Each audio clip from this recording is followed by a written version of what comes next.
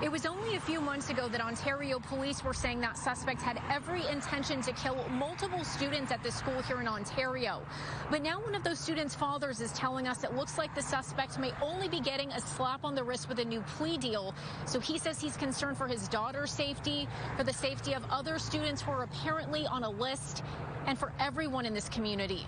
And this is a really scary proposition to think that this guy who just planned to execute children, if this deal goes through and both sides agree to it, he's going to be walking out the courtroom with everybody else. Bobby says his teenage daughter was one of several students who 18-year-old Sebastian Villaseñor was planning to kill in a mass shooting at Ontario Christian High School. But investigators say they thwarted his plan back in February. When we arrested Villaseñor at his residence, we collected numerous weapons, 7 rifles, 2 revolvers. At the time, the Ontario police chief announced Villaseñor was charged with 5 counts of attempted murder for planning an elaborate Columbine-inspired attack, complete with maps, a list of names, and police response times.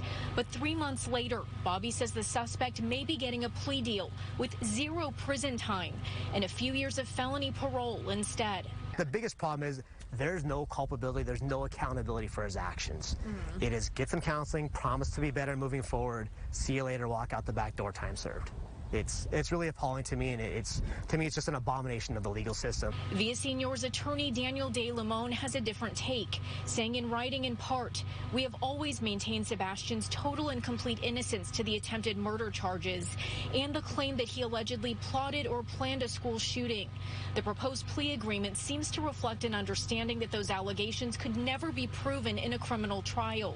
A source close to the investigation alleges Villaseñor has a neurological developmental disorder, and there's no evidence he took concrete actions to hurt anyone. The San Bernardino County District Attorney's Office tells us they're in contact with the victims' families and will take their concerns into consideration.